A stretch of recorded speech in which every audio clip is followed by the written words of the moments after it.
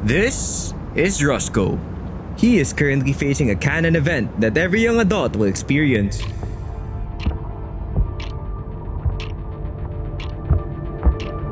The job I'm choosing is, I want to become a, what do I want to do? Calling Roscoe Arvinia, please proceed to the Office of Fate. Roscoe, are you sure this is the job you want? This is going to be for the rest of your life. Wait, hold on. I want to make the right decision first.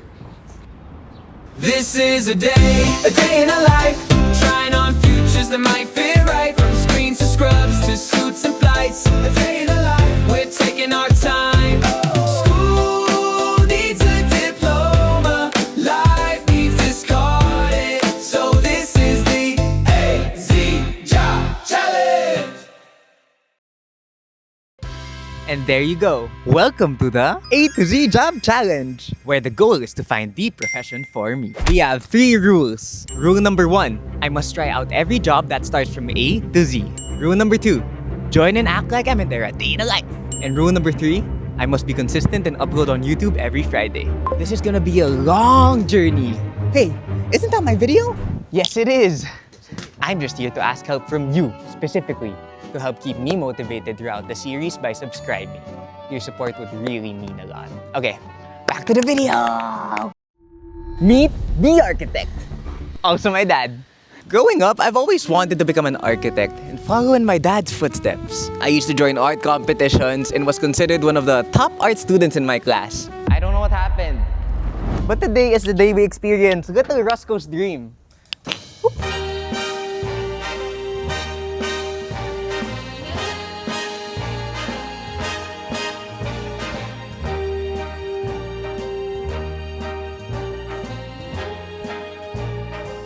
Episode 1, A Day in the Life of an Architect. Ano ba? Mukha na ba akong architect nito? Oh, anak, are you ready for your first day of work? Tara pa. Take us through your day. Oh, anak, ha? Yung gagawin natin today first is to visit the office. Here is where I first align with my staff and I do sketching and rendering. Next, we're going to visit the job site. Ipakikita ko sa iyo rin yung mga natapos kong project as a consultant. Retired na kasi ako as an architect. O, di ba? Gusto mong maging architect? Meron tayong gagawin na task. I have sample drawings of my project and you have to copy it within 5 minutes. Then proceed to rendering in the computer. O anak, ready ka na ba maging architect?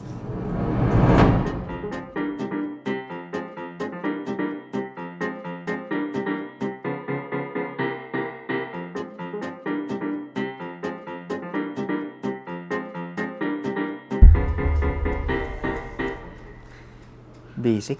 Papahiya ko yung tatay ko nito.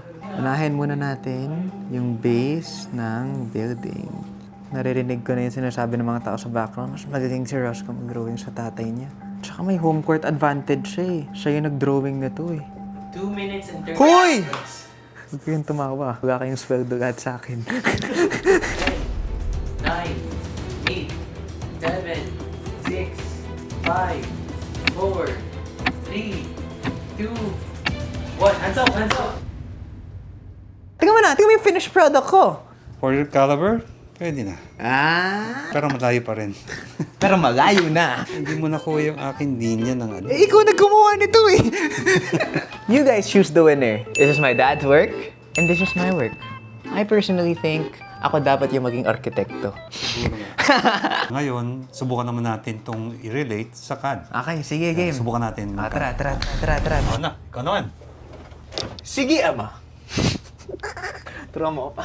I-press mo yung L. Gumawa ka muna ng linya. Ay, nawala. Yun. Ito, diretso line. Yan. Yan, okay tayo.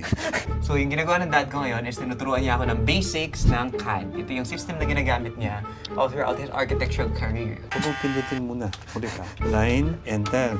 Yan, Oy, gumawa na ako ng building. Okay. Tic-tac-toe nga lang yung building Mukhang natin. cross. Okay na yan. Mali na naman siya. Kailangan talaga upuan kita eh. Mahirap yung ginagawa mo. Pati nga ng finished project mo pa. Wow! Yan?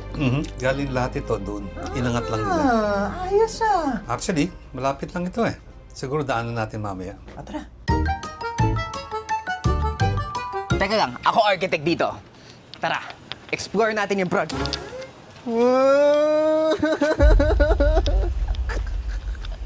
Napapaghalatan Walang iya ka. tayo. Sorry! Pinahirapan yung mga tao nagtatrabaho dyan. Welcome sa aking ghost project. Tara, explore natin. Itong area na to, this is called, in architectural firms, Maui-Wawi. Bakit siya Maui-Wawi? Kasi bumabagay ka sa Hanagugi. Uy! Buti na lang nga, naka-safety helmet tayo. Dito namin pinafinalize yung budget. Goal namin dito, siguro mga 50% lang yung ginagamit namin, tas pusa na lahat. Joke lang, hindi totoo yun. Tara, iikot pa natin to. So itong area na to, bagay ano kasi to, blue siya kasi magiging swimming pool po siya. Dito naman, sa area na to, ano to foldable bed. As you can see, ang laki. Pwede ka na magkasya ng tao dyan. Dyan natin tinatago yung mga tao. Di ba pa? Ano ka? Kitchen yan eh. O sige, bumaba muna tayo sa basement. If you can see dyan, kaya siya medyo mabaho. Kasi may katawan dyan. Alang ya ka. Water tank yan eh. Water tank daw to. Pero dito talaga yung mga katawan nakatago. Hindi ah. Heater yan eh. Sira ulo. Ingat kayo guys, di kayo naka-helmet, di kayo kagaya ko ng arkitekto talaga. Hindi kagaya niya. Eh, may helmet. Vlogger lang yan. Ah, pa! Ito naman, pang ano kasi to? Pang TikTok. Ring light, di ba? Sira ulo. Itong kwarto na to, guest room to. So, kapag gusto kong maggayas muna, dito ako titira. Ito naman, dito tayo nagtatago ng mga katawan. Perfect na perfect siya para sa isang tao. Sasakpulan ko kayo. Saktong-sakto, isang tao dyan. Saktong-sakto na. Arkitekto ako, marunong ako magbukas. Ano ba yan? Okay na yan. Okay na bagong anak. Hindi na kasino ako. Pag arkitekto ka, marunong ka dapat mag-ayos. Sige nga, baligin mo Now that we've finished my dad's unfinished works, it's time to visit his finished projects. This was created when? Probably about 2 years ago. 2 years ago. Alam ko mga 1960s pa eh. The whole ground floor are parkings. No? Lahat ito may entrance sa baba. Okay. So you can see 1, 2, 3, 4. Papasok kami sa bahay niyo po. Hello po. Ako po yung bago niyong arkitekto po. Re-renovate natin to, gagawa natin tong 9-story apartment po. Abangan niyo na lang po sa year 2067. Nasingit mo ba yun? Yung concept, para Uy, sayang, hindi ka natamaan. meron silang common area. Sige, yung taas naman po ng bahay niyo. Tignan mo naman, in spite of it's small, efficient, cute, kagaya ng owner. Humihingi lang po siya ng bagong project sa inyo po. Ganun po yung kanyang pagbabola. Ganun rin po kasi ako. Alam po na kung kanino nagmahal eh. May extra room po kayo dito para sa inyong arkitekto? Ano na eh, namamawaga na ako. Para nakakakiwa naman to pa. Ay, may natutulog ko lang po sa pag. Ay, wag kayo dyan. Ay, sabi na may akyat bahay. Paano ang trip mo dito? Uy, gumalaw. Haunted na pala tong house ni Papa. Nilak niya kasi baka buksan natin. Kanina naman tong space i-invade natin. Oh, this is one of the rooms dito sa building sa Caloocan. So ito yung roof deck naman. Ang presko naman dito. Okay, ready na tayo. We're done with this project. We're gonna go sa next project natin. Welcome to our next location. This is the school na ginawa ng dad ko. Siya yung architect dito sa college ito. One of his more proud na projects. Weird lang kasi since 1925 daw yung school. So sinasabi niyo 1925 pa pinanganak yung tatay ko? Hindi, I think this is a renovation yung ginawa niya. This used to be a dilapidated Layman's term. bulok na building dati. Kaya tinawag ako para gawin to. Dati, 3 stories lang. Ay, hindi. Gawin natin 4. Si Ruben, binibigyan tayo ng tour ngayon. Ruben na yan, ako na si Architect Roscoe eh. No student access. Sorry. Graduate access na yan eh. Hindi tumawa siya. Uy, sumama ka. Sumama si Aitog ah. I'm the architect of this building. Architect Harvinia. O ano? Sige na nga. To a school, you need to research. And this is basically a library wherein you can do research here. Tulog ginagawa ko dito eh. Auditorium, yun daw yun the best eh. Sabi, ganda ba? Ay, Ayos ba? ayos. Medyo may amoy nga lang, no? Pero hindi na arkitekto may kasalanan nun. Estudyante na. Oh, yung paan nila. This is one of the major solution na dapat gawin while we were designing it kasi you had to increase the ceiling. brainstorming to be able to come up with a proper inclination of all the chairs to view the speaker. May ano pa tayo dito pa? Sa hallway na lang doon, share lang ako. Sige, go. Sasamahan mo. Samahan mo kayo dito sa vlog. Ano course nyo? Bachelor of Physical Education. Ikaw? Bachelor of Secondary Education, major in English. Okay, sige, ikot lang kami. Sige po. Nice to meet you guys. Naka-vlog yan, bro. Yeah! Tsaka sa nanay ko, tsaka sa tatay ko. Isang 6'7", guys, isang 6'7". Hindi ko alam yun eh. Now that we're done with the school, it's time to check out the mall project. Welcome to our next destination! Interior naman yung check out natin today. Tara! Kaya na, this is Skin Station, pinaka-100 branch nila. So what do you basically do for them? I did most of their branches. I think mga 90 branches. Kaya pinagawa sa akin ito kasi ito yung pinaka-100 branch nila. And this happens to be the most beautiful branch na meron sila. So from the concept, nag-participate ako doon sa development nito. Tapos execution, pati interiors, kami gumawa that. This is the first. Meron sila ritong coffee thing na pang-guest nila, papa-impress. So ito, ano naman to? What's inside this box? This is the Ay, box. This is actually the treatment rooms. Kita mo naman, ang ganda, di ba? Clean, neat. Yun yung peg. So ano to? What's this? Pinakanin nila to. So meron din silang training center dito? Yeah, upgrade na sila, mayabang na eh. Ito nga pala si Sherwin. Mag-hi ka na. Hi! Siya si Sherwin, siya yung ka-work ko dito, ka-collab, habang ginagawa inikis dito to. Para siyang arkitekto na rin, grabe. Kamusta naman to katrabaho? Okay naman. This is your chance. Chance ko na to? Okay naman, pinagtsagaan ko na lang. Salamat ha.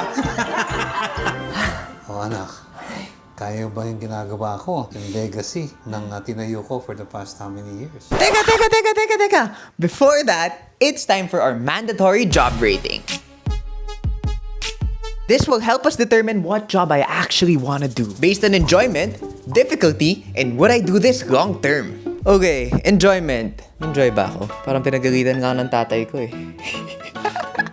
Siguro, since kasama ko dad ko and meron akong parang mentor, siguro gawin natin siyang mga 7.5. Difficulty. Ito yung profession na kailangan mo actually ng degree eh. Kailangan mo siya pag-aralan, ang dami mo pa pag-aralan eh. Siguro gawin natin siyang 9 actually. And then would I do this long term? Hindi natin kinoconsider yung pay dito. I actually would. Masaya siya. So I'll give it a 9.5. So ranking natin sa kanya would be number 1! Kasi yun yung una nating ginawa.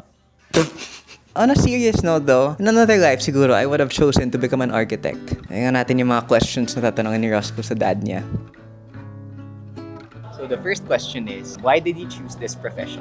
Well, basically, kaya pinili itong profession ito kasi of practice of art itself. Kagaya mo rin, yung mga passions mo is probably the same. And kaya siguro pinalaki kong magaling kang bata, di ba? Sip. May bayad to, ha? Follow-up question, do you want me to become an architect? While you were growing up, I thought you were because you were good at yung mga Minecraft. Unfortunately, times calls for different professions. And with the profession I'm in right now, masyado nang redundant probably for you. Third question, if you were still in college, would you choose architecture? Probably, yeah. But AI is there already. You know, it could be much easier for a student to earn its merit. The tools is all over. So if it's going to be me, I'll be better off probably than you, probably, siguro. Kasi, Pursuing social media more, no? yeah, If gagawin mo you have to be adaptable. Oh, anak. Kaya ba yung ginagawa ko? Yung legacy ng tinayo ko for the past how many years? Kita mo naman, ginagawa na isang architect, di ba? Kailangan mahusay kang mag-render, design, kakayanin mo ba? Kaya mo bang manahin yung family business natin?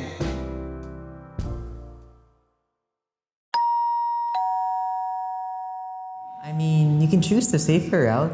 You can just take over the family business. Your dad already has a name in the industry. All you have to do is take over. So is it for you? Well, today I realized that I have a lot to learn. Being an architect takes time. You have to study the right skills, educate yourself, and in terms of legacy, For me, one of the biggest fulfillments in life is having something that you have for yourself. being an architect is fun and all. I mean, in another life, I feel like I would have become an architect. But right now, I personally don't think I would be fulfilled if I did become an architect. So no, I don't think so.